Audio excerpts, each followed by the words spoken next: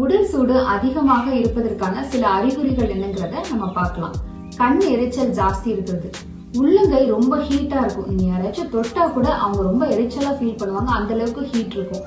அடிவயிறு இறுக்கி பிடிச்ச மாதிரி ஒரு வலி இருக்கும். உடல்ல ஹீட் பாயில்ஸ் ஜாஸ்தி இருக்கும், அதாவது கொப்புளங்கள்லாம் இந்த சூட்டுக்காக அதிகமா வரும்.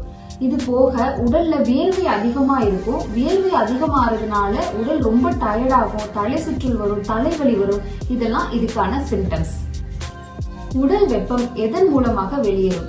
ஃபர்ஸ்ட் நம்ம பாடியில ஸ்கின் மூலமா ஸ்வெட்டிங்கா வெளியேற ஆரம்பிக்கும். நம்மளோட கண்கள் மூலமாவும் உடல் வெப்பம் வெளியேறும். சுவாசம் மூலமா, அதாவது மூக்குல நம்ம சுவாசிக்கிறது மூலமாவும் உடல் வெப்பம் வெளியேறும். அடுத்தது பாத்தீங்கன்னா யூரின் மூலமா உங்களோட உடல் வெப்பம் வெளியேறும். அடுத்து நம்மளோட உள்ளங்கை, உள்ளங்கால் இது மூலமாவும் உடல் வெப்பம் அதிகப்படியாக வெளியேறும். உடல் வெப்பத்தை எப்படியெல்லாம் குறைக்கலாம் அப்படிங்கிறதுக்கான டிப்ஸை நம்ம நெக்ஸ்ட் வீடியோல பார்க்கலாம்.